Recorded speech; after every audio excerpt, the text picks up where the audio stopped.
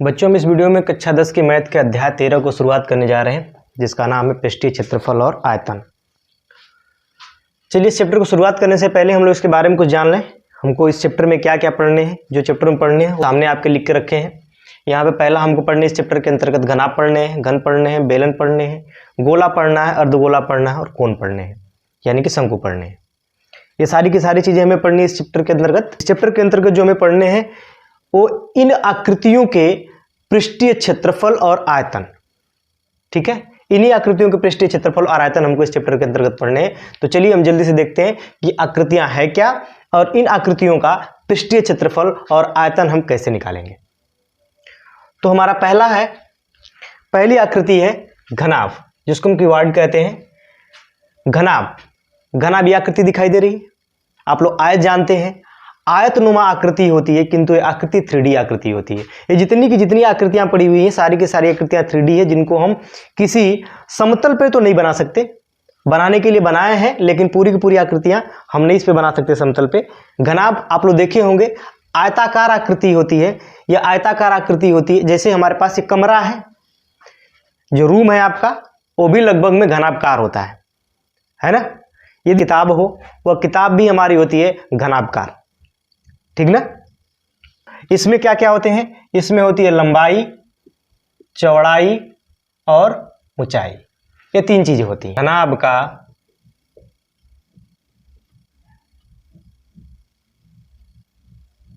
घनाभ का संपूर्ण पृष्ठ,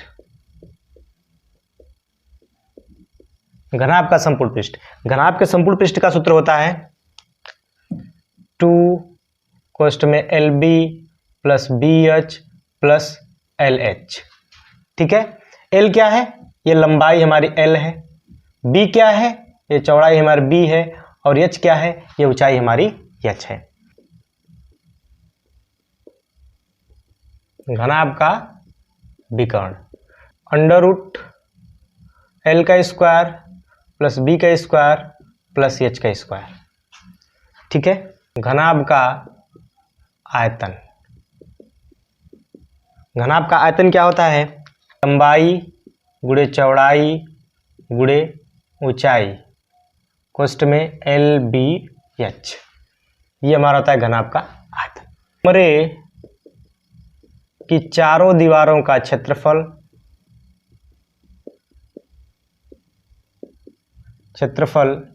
या पार्श्व पृष्ठीय क्षेत्रफल, पृष्ठीय क्षेत्रफल इसके लिए होता है 2H कोष्ठ में L प्लस B। दूसरा हमारा है घन। आप लोग जो लूडो खेलते हो, लूडो का जो पासा होता है वह घन के आकार का होता है, बस ये समझ लीजिए। चलिए, घन से संबंधित जो महत्वपूर्ण सूत्र थे उनके बारे में जान लेते हैं। इसका भी हो जाएगा पहला हमारा घन का संपूर्ण पृष्ठ। जो चीजें घनाभ में रही होंगी सारी की सारी इसकी भी होंगी संपूर्ण पृष्ठ।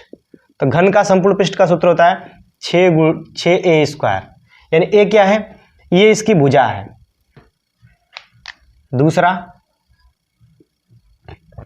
घन का विकर्ण, घन का विकर्ण कड़ी में 3A, ठीक ना। तीसरा घनाभ का आयतन, यानी कि घन का आयतन। तीसरा हो गया हमारा घन का आयतन। घन का आयतन हो गया A का क्यूब। बेलन, ये बेलन दिखाई दे रहा है आपका। पेन जो है ये भी समझ लीजिए एक बेलन है। घरों में जो पाइप होती है वो भी एक बेलन होती है। ये बेलन के आकार की आकृतियां होती है। बेलन का वक्र पृष्ठ, बेलन का वक्र पृष्ठ। बेलन का वक्र पृष्ठ का मतलब मान के चलिए पेन आपका बेलन के आकार के है, तो इसके चारों तरफ का राउंड वाला जो एरिया है, ये वाला गोल गोल, ये इसका है वक्र पृष्ठ। तो ये वक्र पृष्ठ निकालने के लिए हमारे पास क्या हो जाएगा? सूत्र होता है बेलन का वक्र पृष्ठ का सूत्र 2πRH। पाई का मान 22/7 या 3.14 होता है। और H क्या होता है? अगर ये हमारा बेलन है तो ये इसका है R, और ये जो है ये है इसका H, यानी कि बेलन कितना ऊंचा है उसकी ऊंचाई होती है H और ये होता है R। ठीक है। और दूसरा बेलन का संपूर्ण पृष्ठ, बेलन का संपूर्ण पृष्ठ, बेलन का संपूर्ण पृष्ठ। बेलन का संपूर्ण पृष्ठ मतलब कि ये वक्र पृष्ठ और वक्र पृष्ठ के साथ साथ इसके ऊपर और नीचे का जो पृष्ठीय क्षेत्रफल है उसका योग।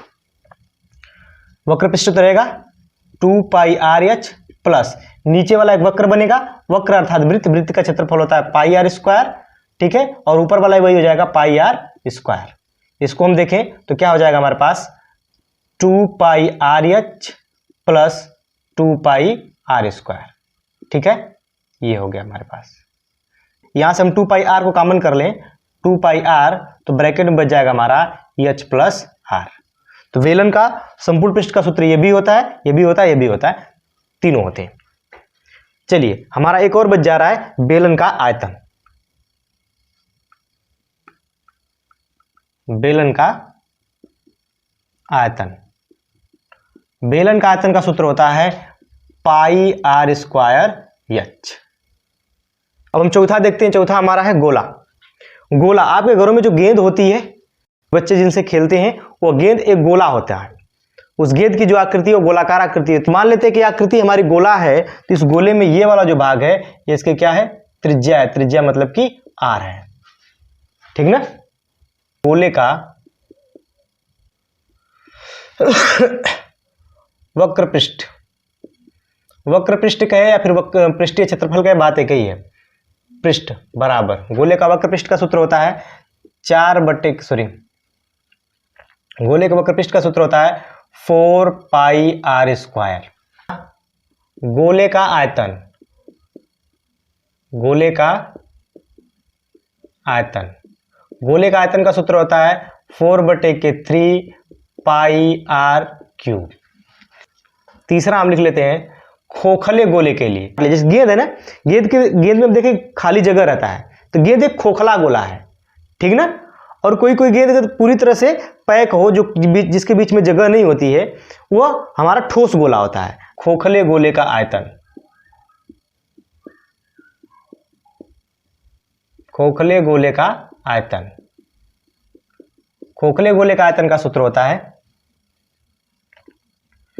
4/3 पाई ब्रैकेट में capital R cube minus small R cube, ठीक ना।